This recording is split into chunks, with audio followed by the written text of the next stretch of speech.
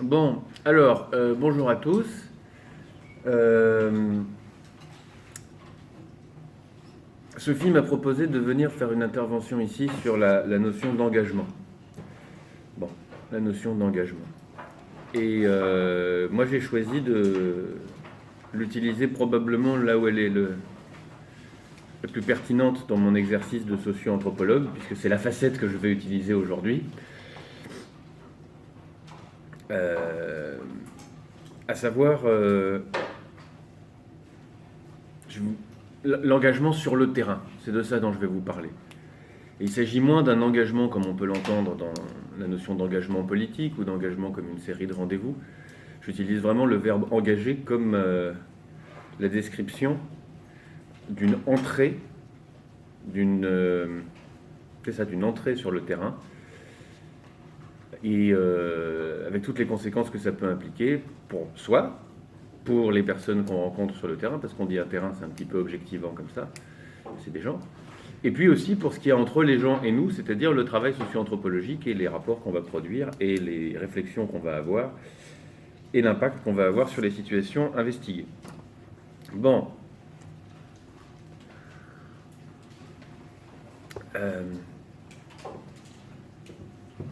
Je voudrais commencer ce propos en réfléchissant un petit peu au mot engagement. Voilà. Parce que c'est pas un signifiant flottant, mais c'est néanmoins un signifiant relativement flou et multiple. Alors, il me semble que quand on entend le mot engagement, on commence par entendre une espèce de valeur positive de l'engagement politique. Une personne engagée, c'est une personne qui sera engagée dans tel ou tel syndicat, dans tel ou tel parti, bref, qui consacrera une partie de son activité à une action politique, humanitaire, sociale, dont le résultat est incertain, mais qui compte déjà par l'effort qui est fait pour tendre vers ses buts. Donc, je crois qu'on va retrouver cette notion-là un peu partout. L'engagement, ici, c'est essentiellement un effort qui compte par lui-même parce que l'opération qu'il engage a un résultat incertain. De la même manière, au football, quand on commence un match, on engage. De la même manière, quand on commence un boulot, on s'engage. On parle même dans le bricolage, tout simplement, d'engager un outil dans un canal, dans un trou, dans quelque chose, dans une opération. Au théâtre aussi, on peut être engagé.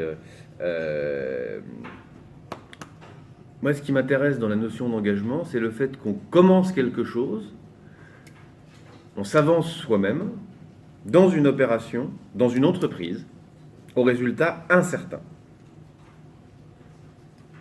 Bon. En ce qui concerne la pratique sociologique dont je veux vous parler aujourd'hui, vous m'entendez, ça va? Ouais, chouette. Il faut croiser cette notion d'engagement, c'est-à-dire la notion de commencement, à la notion de prise de position. Qu'est-ce qu'on engage?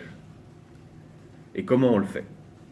Donc, je voulais d'abord insister sur cette notion presque matérielle, physique, mettre quelque chose dans quelque chose, et commencer ce travail-là, et commencer cette opération incertaine.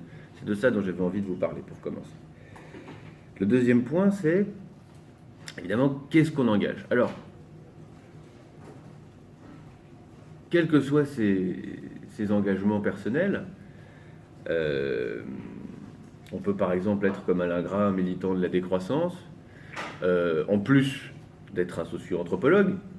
On peut, par exemple, en ce qui me concerne, avoir des engagements auprès de la France Insoumise ou avoir d'autres engagements militants, en plus d'être un socio-anthropologue. Dans le travail de socio-anthropologue, qu'est-ce qui relève de l'engagement immédiatement? Quel est le contenu positif? Alors, je vais utiliser un gros mot, qu'on n'utilise pas assez d'ailleurs. La première chose qui vous engage, et dans lequel vous vous engagez simultanément en tant que socio-anthropologue, c'est un paradigme. C'est-à-dire un ensemble de représentations, de règles, de pratiques de la science que vous pratiquez au moment où vous la pratiquez. Donc, qu'est-ce que c'est que la socio-anthropologie? Où est-ce qu'on la pratique? Où est-ce qu'on l'apprend? Avec Sophie Pordelpech, par exemple. Est-ce qu'on peut être payé pour faire ça? Une fois qu'on vous paye, est-ce qu'on vous paye pour obtenir un résultat garanti via une action d'ingénierie sociale, ou est-ce qu'on vous demande des informations, ou est-ce qu'on vous demande une collaboration avec les gens avec qui vous travaillez, ou est-ce qu'on vous demande de rendre des comptes au sens commun? Est-ce que vous allez être payé et formé par le service public, ou est-ce que vous allez être payé et formé par une entreprise privée? Toutes ces possibilités existent. Chacun se positionne en fonction de ça. Il y a d'autres prises de position qui sont engagées. Ah bah comme d'habitude, hein. Bonjour aussi, excusez-moi, je suis très vilain. Par exemple, est-ce qu'on veut vous apprendre à considérer les personnes que vous avez en face de vous selon une approche objectivante ou subjectivante? Est-ce que vous allez plutôt vous intéresser au sujet, à leur représentation, à ce qu'ils disent, à ce qu'ils veulent, à leur but? Est-ce que vous allez plutôt vous intéresser à une approche qui soit objectivante? Combien ils sont, quelles sont leurs caractéristiques, quels sont leurs comportements, comment est-ce que je peux les mesurer, comment est-ce que je peux donner une description la plus objective possible et la plus désubjectivante possible de ces individus-là. Bien. Alors, ça a évidemment des conséquences immédiates. Par exemple, imaginons qu'on entre sur un terrain parce que, imaginons un EHPAD, tiens par exemple, une maison de retraite de type EHPAD, dans lequel il y a beaucoup de suicides. Et puis la direction se dit, tiens, ça va pas, il y a trop de suicides, ça va pas. Et puis le personnel, lui aussi se suicide, ça va pas. Et puis il y a trop de dépression, et puis trop de mise en disponibilité, donc bah, voilà, le personnel ne suit pas, il y a quelque chose qui ne va pas. Bon. On peut entrer de deux manières là-dedans, en ce qui concerne l'objectivation et la subjectivation. Et ces manières-là vont être largement déterminées par deux éléments, ses convictions propres et les moyens qui sont attendus pour transformer la situation. On peut tout à fait rentrer soi-même dans l'idée qu'il faut écouter les gens et recueillir leurs paroles et les comprendre, et essayer de rentrer dans la finesse des stratégies défensives, de ce qui a été construit, de ce qui produit la souffrance au travail, par exemple. Ou on peut céder à l'appel de la direction de l'institution, par exemple, qui va demander, elle, des critères purement objectifs de production de la souffrance au travail et installer des podomètres sur les gens pour mesurer leur nombre de pas et savoir quelles sont les causes de souffrance éventuelles, etc. L'exemple est un peu grossier, bien qu'il y en ait effectivement qui se présentent comme ça sur le terrain, simplement pour vous dire comment est-ce que la façon dont on se confronte aux conditions réelles de l'exercice du métier va conditionner la façon dont on va s'engager ou pas. Bien. Donc, voilà. Qui vous paye? Quelle est votre utilité sociale? Dans quel paradigme scientifique vous rentrez? Quel équilibre vous allez trouver entre votre éthique personnelle et votre pratique du travail? Bon. En ce qui me concerne, je suis rentré dans le métier de socio-anthropologue justement à travers ce paradigme-là qui m'a été enseigné à l'Université Paris 1 Panthéon-Sorbonne, justement, par Sophie Poireau-Delpech ici présente. Tiens, voilà, j'ai qu'à m'engager comme ton élève qui vient rendre visite à sa très cher et très onéreux professeur. Merci beaucoup. Ah pardon, il faut que vous voyez. Bien. Donc voilà. Et dans ce cadre-là, il est bien évident que, d'abord, on va, quoi qu'il arrive, quoi qu'il en soit, quelles que soient les demandes de la direction, à un moment donné, s'inscrire dans des relations intersubjectives, tenir compte de cela, savoir que l'approche la plus objectivante possible dépend néanmoins de constructions subjectives et donc n'assure en aucun cas une description parfaitement objective d'une culture, par exemple, ou de pratique ou de représentation, évidemment, a fortiori. On va travailler le plus possible en tâtonnant, sans apporter à l'avance ces hypothèses de travail qu'on doit vérifier à travers, par exemple, un questionnaire directif. Et maintenant,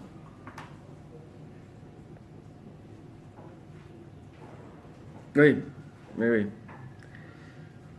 ça implique aussi un truc très particulier quand on commence un terrain, c'est de se présenter aux gens sans pouvoir se couvrir derrière quelque chose. On arrive avec ses questions à soi. On n'arrive pas en disant, par exemple, oui, je travaille pour l'IFOP, l'IFOP m'a demandé de vous poser ces questions-là, je m'excuse, c'est ces questions-là, je vous les présente, ben voilà. Non. On doit se présenter devant des gens qui n'ont aucune raison de vous répondre, qui ne vous aiment pas particulièrement. En plus, si ça se trouve, c'est le matin, ils n'ont pas envie de vous parler, et vous venez avec vos questions, et vous voulez qu'on vous réponde. Et c'est vos questions à vous, ce sont les vôtres. Vous les avez passées au crible de votre subjectivité. Vous vous posez vous-même ces questions-là et vous entrez dans des sociétés, dans des groupes, dans des organisations, dans des lieux où vous importez ces questions-là, puis vous allez les faire vivre, vous allez mettre en travail des groupes avec ces questions, sans que, d'abord, rien n'impose aux personnes d'y répondre, et sans que vous puissiez vous dissimuler derrière autre chose que votre sensibilité. Par conséquent, ça implique deux possibilités pour que vous puissiez engager le travail. Il faut qu'on vous aime un peu, ou alors il faut au moins que vos questions soient intéressantes, et soient vraiment intéressantes pour les autres. Vous êtes obligé de faire cet effort-là pour pouvoir commencer à engager le travail. Je disais tout à l'heure que, à mon sens, l'engagement, et c'est bien l'engagement d'un travail de terrain dont j'ai envie de vous parler aujourd'hui, c'est toujours le commencement d'une opération incertaine. Je vais vous raconter quelques engagements de terrain qui se présentent effectivement comme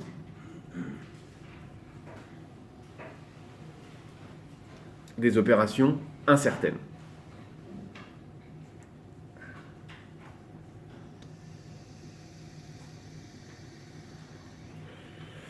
Alors, dans cette perspective, j'ai vraiment l'embarras du choix, parce que depuis que j'ai commencé ce travail de socio-anthropologue, j'ai été amené à faire des terrains sur les cultures politiques au Kosovo, en Égypte, à New York. Ensuite, j'ai travaillé... sur quoi j'ai travaillé après, moi? Sur la pornographie, pendant 2 ans. J'ai travaillé sur l'éducation pendant 2 ans aussi. Je suis pas l'air comme ça, mais je suis très vieux.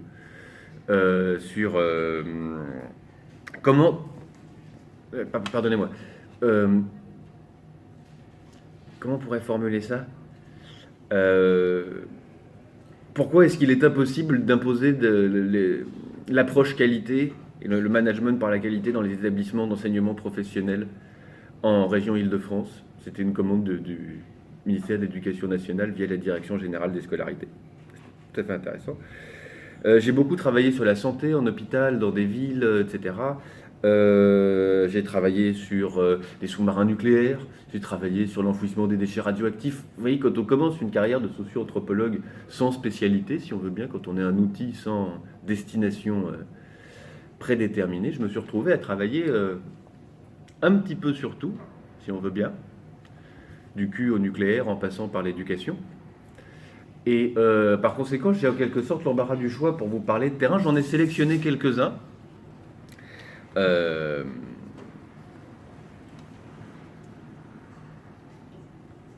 On verra lesquels vont se choisir par eux-mêmes au fur et à mesure que je vous parlerai. Alors, par quoi je commence? Il y en a trop. C'est très ennuyeux. Bon, je vais commencer par un terrain qui mange pas de pain, qui est relativement simple et dans lequel la notion d'engagement démontre toute sa complexité. Fin de phrase qui ne veut pas dire grand-chose, mais enfin, je l'ai dite. Alors, il y a quelque temps de cela, on m'a demandé de travailler avec des équipes d'EHPAD, donc dans des maisons de retraite, avec un robot, poupée, émotionnel. Donc c'est un petit phoque, vous prenez Bibi Phoque comme ça, qui fait des grimaces et qui fait comme ça, et puis des fois ou alors en gros. Et vous pouvez le caresser, et quand vous le caressez, il fait comme ça. Ou alors et donc en fait c'est une poupée qui exprime des sentiments. Théoriquement, ça n'exprime pas du tout des sentiments, c'est une poupée qui bouge en produisant des mimiques et qui coûte plusieurs milliers d'euros et qui devait être utilisée en EHPAD pour diminuer la souffrance des personnes âgées. On dit des seniors ou des personnes âgées. C'est des espèces de... On ne dit pas les vieux, on ne dit pas les anciens, on ne les appelle pas par leur nom. Bon. Les résidents, parfois. Et alors, il fallait voir comment est-ce que ce robot-là, d'abord, diminuait la souffrance des personnes âgées, améliorait leurs conditions de vie, améliorer les conditions de vie au travail des professionnels des personnes âgées. Vous imaginez bien que pour justifier la dépense d'une telle somme pour acheter une peluche qui fait des mimiques, il faut démontrer à l'institution que ça a une vraie valeur, un vrai impact. Et aussi étrange que ça puisse paraître, un grand groupe de maison de retraite a décidé d'en faire l'acquisition et d'évaluer son impact. Donc moi, je suis convoqué en tant que socio-anthropologue pour mesurer l'impact de ces bidules sur la vie des personnes âgées et sur la vie des soignants. Bon. J'ai commencé par cet exemple parce que c'est probablement pour moi le contexte le plus difficile de travail. J'ai travaillé en centre d'accueil d'urgence Rome, ça pouvait être difficile. J'ai travaillé des fois avec des jeunes gens qui faisaient partie des frères musulmans en Égypte, ça pouvait être moyen. Au Kosovo, il y a eu parfois des conditions un petit peu sportives. En EHPAD, c'est beaucoup plus dur. C'est beaucoup plus dur parce que la notion même d'engagement, ici, se trouve violemment questionnée. En quelque sorte, on collabore avec des entités qui produisent des maltraitances à un niveau inimaginable et qu'on est amené à constater. Moi, j'ai vraiment l'habitude d'utiliser sans difficulté le terme de torture de personnes âgées dans un but de rentabilité. Ça, c'est une chose. Deuxièmement, avant le mouvement social qui a récemment agité les EHPAD, on pouvait très difficilement en parler. Pourquoi est-ce qu'on pouvait difficilement en parler ? Parce qu'on apportait une souffrance sans pouvoir apporter de réponse. En d'autres termes, dans un établissement dans lequel il y a des mauvais traitements, dans lequel nombre de mauvais traitements sont en fait causés par des stratégies défensives des soignants, dans lequel venir bouleverser ces stratégies défensives peut avoir des conséquences extraordinairement nuisibles. On ne peut pas prendre la responsabilité de travailler ça n'importe comment. Bon, donc on ne peut pas tout dire. On ne peut pas tout dire, on ne peut pas tout mettre en partage, on ne peut pas mettre tous les entretiens en partage, on ne peut pas faire une espèce de démocratie de la recherche socio-anthropologique sur le terrain, ou alors avec une délicatesse infinie, et simultanément, vous voyez des gens qu'on maltraite sous vos yeux. C'est troublant. On n'a pas envie de laisser faire ça, c'est extrêmement difficile.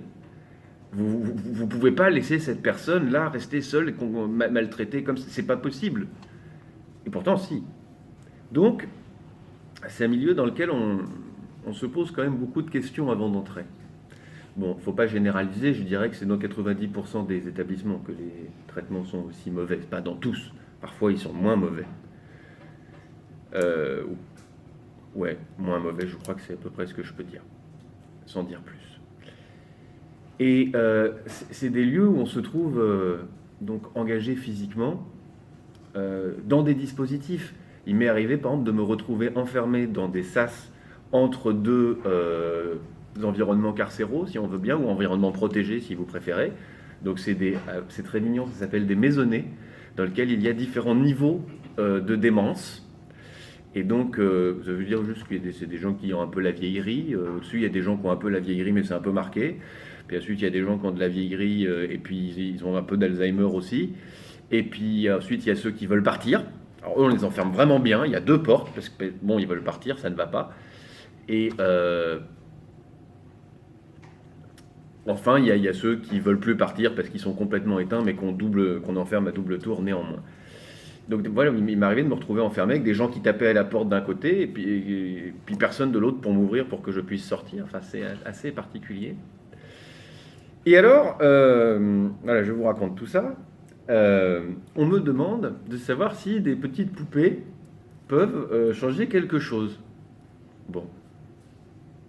Alors, exactement comme à mon habitude, je prépare mon protocole.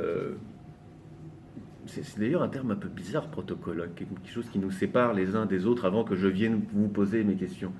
En tout cas, je me prépare. Je pense que c'est vraiment la meilleure chose à dire. Je me prépare pour être suffisamment habité par les questions que je vais apporter sur le terrain pour que les gens que j'interviewe aient la gentillesse de me répondre, parce qu'ils n'y sont évidemment jamais obligés.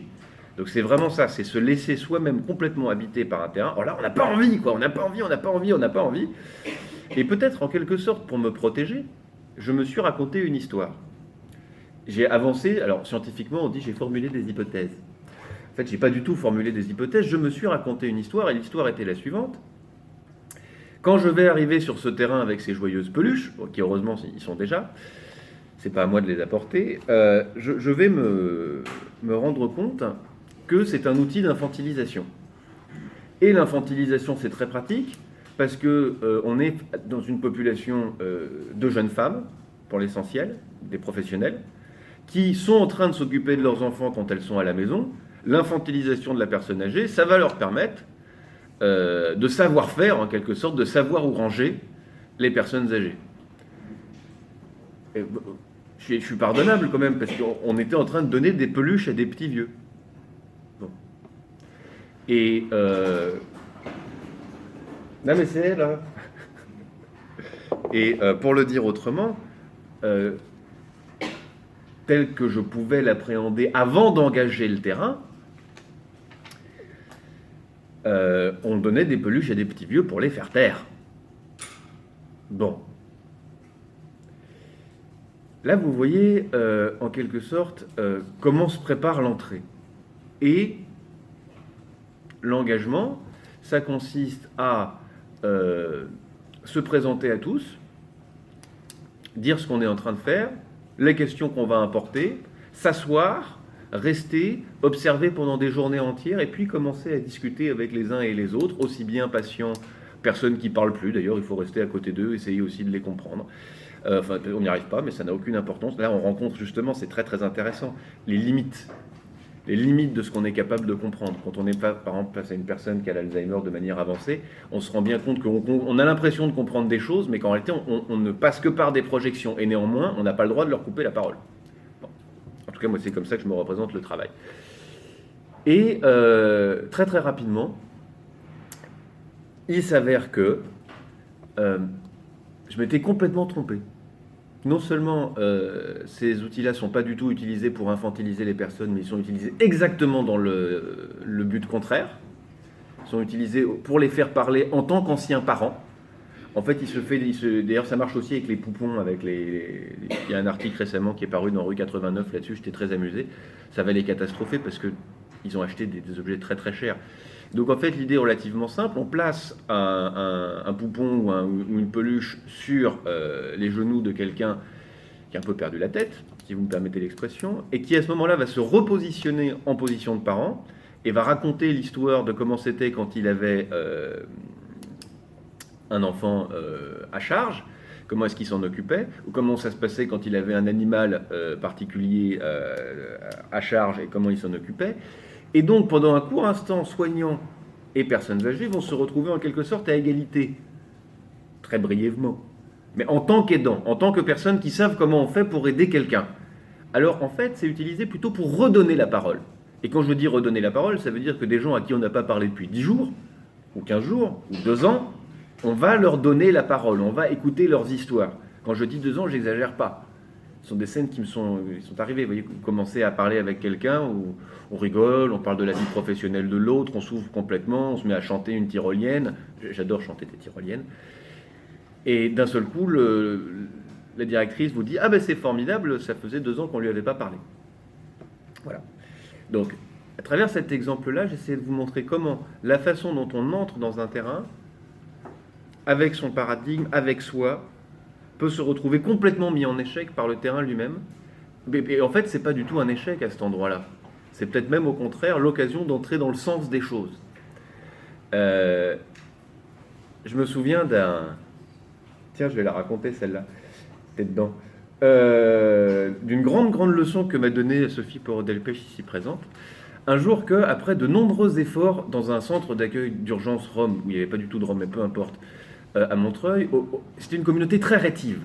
Elle mentait sur son identité, sur sa carte d'identité. Les noms qui étaient utilisés à l'intérieur, c'était des surnoms ou des noms d'usage, mais c'était pas leur vrai prénom non plus. Ils racontaient que des cracks à l'association qui les avait en charge, racontaient n'importe quoi. Et évidemment, moi, en tant que sociologue, ils ont commencé, parce qu'ils n'avaient aucun intérêt si, des fois, ils prenaient plaisir à me raconter des histoires, littéralement, mais ils me baratinaient.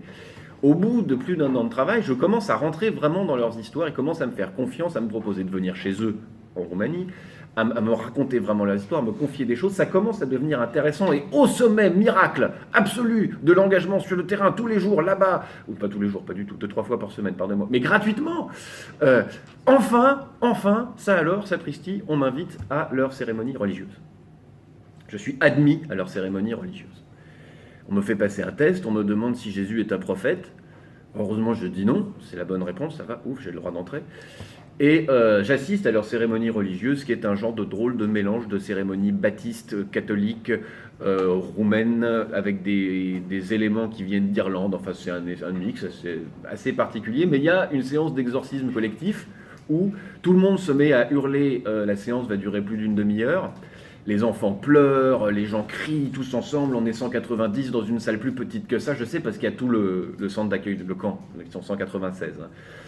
Et donc là, il se trouve que, bon, j'ai pas engagé que mon paradigme, j'ai aussi engagé ma personnalité là-dedans, et c'est insupportable. Je ne supporte pas ce moment, je suis pas capable physiquement de le supporter, j'ai peur.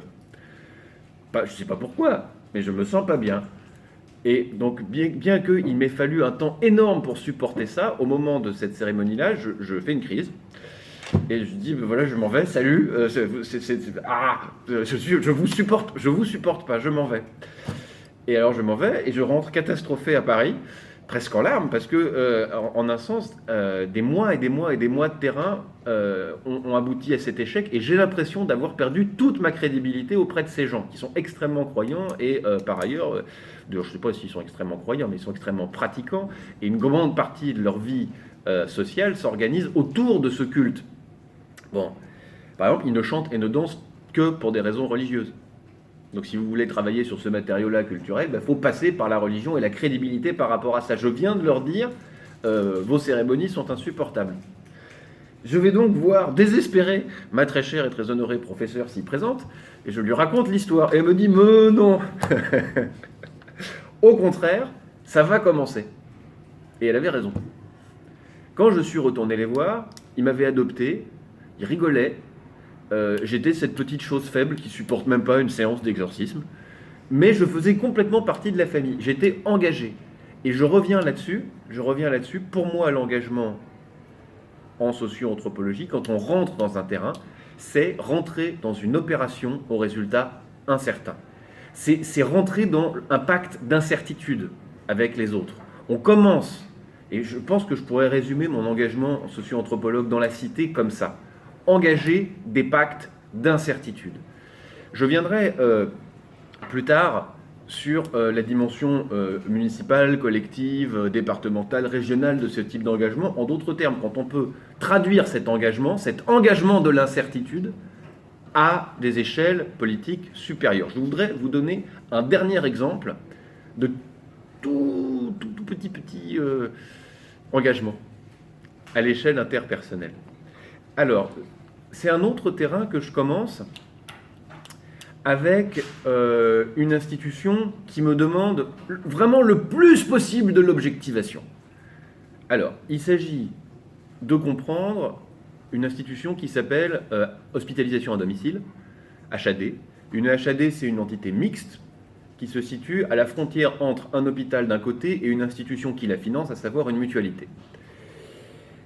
Alors,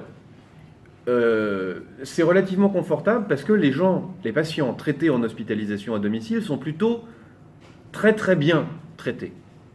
ils ont toute la qualité de l'action à l'hôpital à domicile, et pour que ce soit possible de manière générale, les professionnels de l'hospitalisation à domicile déploient des efforts énormes pour s'adapter exactement à chaque domicile, de telle sorte qu'il n'y ait pas de rejet de l'hospitalisation à domicile.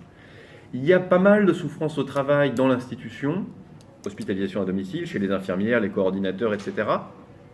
Mais j'ai aucune difficulté à en parler avec eux.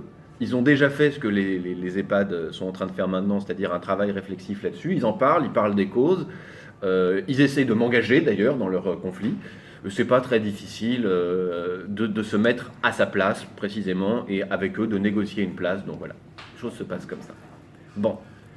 Et alors là pour le coup, bon, j'ai imposé, parce que c'est mon paradigme à moi, une grille semi-directive de questions.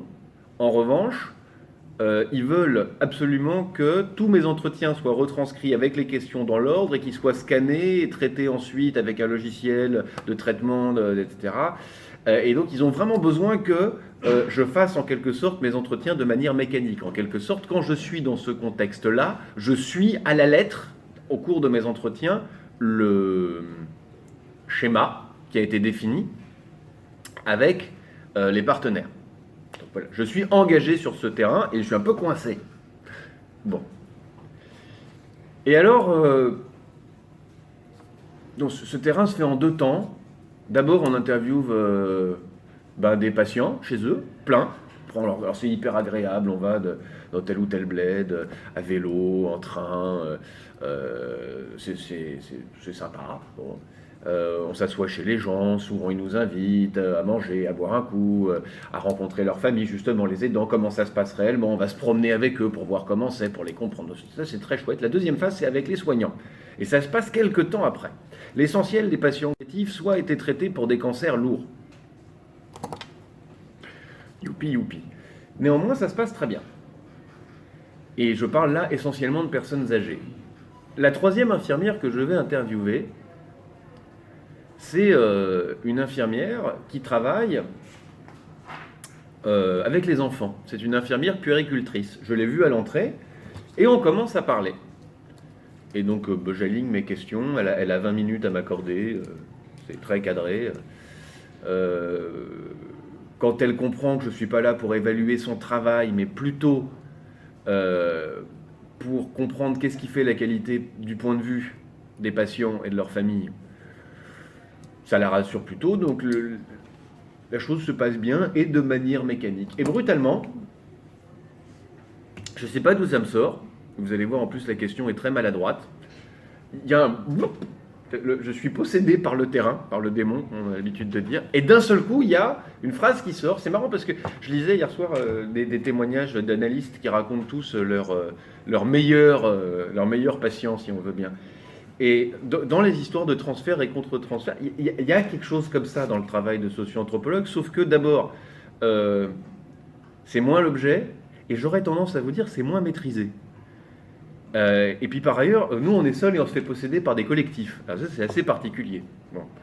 C'est un type de jouissance, moi qui ai beaucoup travaillé sur le porno, bref. Alors, qu'est-ce qui me sort là à ce moment-là? Je lui dis, et qu'est-ce que vous faites avec la mort? Ou plus précisément, et la mort, qu'est-ce que vous faites avec la mort? Boum. Ah. D'où ça sort cette histoire-là? Ben, dans ma tête, c'est tranquillement fait un chemin qui est... il y a, par exemple, j'ai beaucoup travaillé dans les hôpitaux, dans les maisons de retraite, il y a une grande maladresse culturelle dans ces groupes-là qui s'occupent de la mort. Quand on a à prendre en charge des morts, on ne sait souvent pas très bien comment faire. On a des tas de théories locales qui se développent sur comment est-ce qu'on peut prévoir la mort. Ah, il y a une odeur de rose cuite ou ceci ou cela juste avant dans la chambre.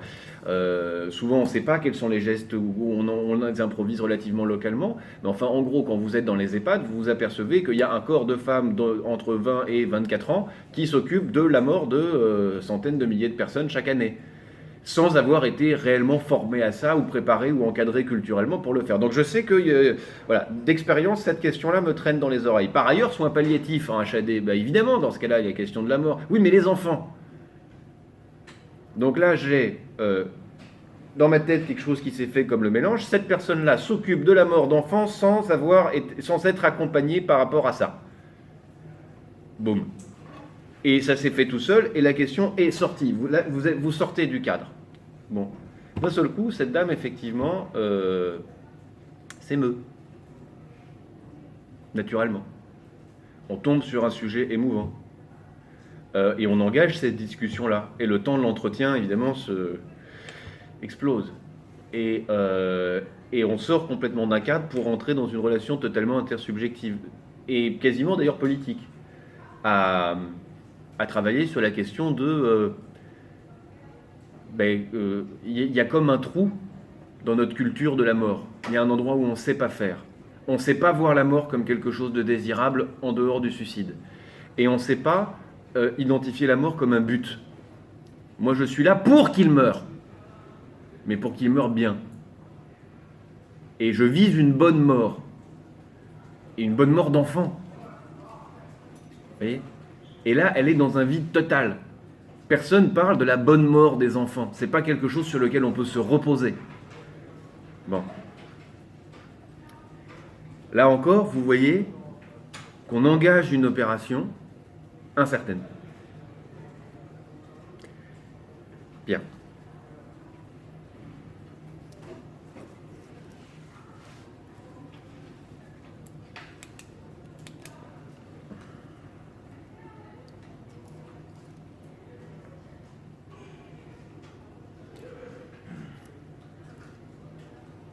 Oui, parce que je l'ai déjà mentionné, mais juste en une phrase, parce que c'est probablement la fois où j'ai travaillé à la plus grande échelle, quand j'ai travaillé sur la pornographie, ce moment où ça dévie immédiatement, c'est quasiment comment vous dire, la toute première étude. J'ai travaillé pendant 2 ans donc avec un pornographe qui voulait savoir la fonction sociale de la pornographie. Et le premier rapport que je lui ai rendu au bout de 2 mois, à quoi ça sert, quoi ? Pourquoi est-ce que socialement ça existe ? Et je lui ai dit quelque chose de terrible. Je lui ai dit, ça sert à produire de la norme, ça sert à produire de la règle. Vous êtes la police des représentations de la sexualité en France aujourd'hui, et c'est pour ça que ça a été conçu. Et donc ce type qui se voyait comme un espèce de pirate de la société, je lui ai dit, ben non, vous êtes un flic. Fondamentalement, et ce que vous produisez, c'est de la normalisation. Et je lui décris très précisément, je lui montre les entretiens, les pratiques, etc. Je lui montre que dans ces boutiques, les gens viennent faire leur enterrement de vie de jeune fille, que les mères et les filles viennent ensemble parce que ça les amuse, que dès qu'on sort des grandes villes, toute la répression de la sexualité s'éteint en quelque sorte, en tout cas diminue énormément, et par conséquent que ces traits-là apparaissent de manière très très forte, que c'est du normal, il n'y a rien là. Et donc vous êtes un producteur de normes. Et là, vous voyez exactement de la même manière se construit la drôle de rencontre entre un pornographe et un socio-anthropologue. Et là encore, l'engagement dans ce travail, c'est entrer dans une opération au résultat incertain. Et le résultat est effectivement extrêmement incertain, et ça commence par une déviation. Mais c'est quelque chose qu'on ne maîtrise pas. C'est quelque chose qu'on ne maîtrise pas. Alors pour finir, je voudrais vous raconter un petit miracle qui est en train de commencer. Il y a fort longtemps, 2 ans maintenant, je me suis retrouvé un peu par hasard dans la mairie de la ville de Łódź, en Pologne. Łódź, en Pologne, est une petite ville de 700 000 habitants, assez maltraitée par l'histoire, qui a été créée pour faire des vêtements pour le tsar, qui a été rasée par les Allemands une première fois en 1917, par les armées allemandes, pardonnez-moi, puis qui a été essentiellement peuplée d'entrepreneurs allemands et juifs jusqu'en 1945, où un autre passage de l'armée allemande a vidé la population, et notamment la population juive. C'est une ville qui vit pas très bien, il y a énormément d'antisémitisme, alors que le plus beau bâtiment de la ville s'appelle le palais Israël Poznański, ce qui est un peu gênant pour eux. C'est une succession d'usines ouvertes, fermées, énormément d'usines fermées. C'est l'endroit en Pologne où on est le moins bien payé. Enfin, je sais pas comment vous dire, c'est une espèce de ville qui a fait l'accordéon dans toute son histoire, dont dans son identité se sent pas très très bien. C'est un endroit où on délocalise des tas d'usines françaises, mais pas pour y faire travailler des Polonais, pour y faire travailler des Bulgares et des Roumains, enfin, c'est parce que c'est encore moins cher. Donc c'est des tas de zones où il y a des usines mortes. Bon, il y a quelques trucs, il y a une donc, grande rue jolie, il y a quelques petites choses comme ça. Et beaucoup d'investissements qui ont été faits en quelque sorte comme déposer de la chantilly sur un gâteau, mais sans que ça entre, quoi. Il y a des beaux bâtiments, des beaux investissements de la communauté européenne, mais qui n'ont pas laissé réellement de traces. Et donc, je suis invité dans cette municipalité, suite à un travail dans d'autres institutions européennes, et les gens de la municipalité nous disent, voilà, nous on a un problème, le centre-ville, il est mort. Il faut nous aider, le centre-ville est mort. Et on a essayé des choses, on a essayé l'ingénierie sociale, ça ne marche pas, le centre-ville, il est mort. Les générations, elles s'aiment pas, les gens, ils veulent pas se voir, il n'y a pas de fréquentation, vous autres socio-anthropologues, est-ce que vous pouvez faire quelque chose ? Alors évidemment, non. Il ne faut pas être complètement délirant. Non, mais évidemment qu'on dit non, mais oui, je veux bien essayer. Ça va être rigolo. Et donc je me retrouve engagé jusqu'au cou, après quelques années de bataille pour obtenir un financement intéressant, dans ce travail avec la ville de Łódź.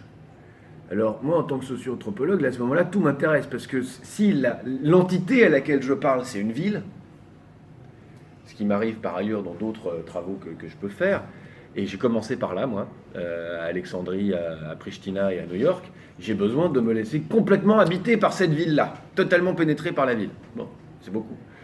Donc, aussi bien par son histoire, par ses gens, par ses ruelles, il faut commencer par ça. Mais ensuite, on se retrouve dans l'idée complètement délirante de revitaliser une ville. Et sans moyens. Comment est-ce qu'on s'engage là-dedans ? Alors,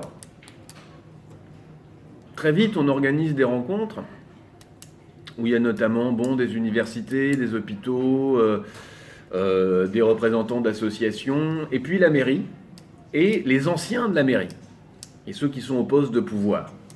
Entre-temps, j'ai appris un peu de polonais exprès. Bon.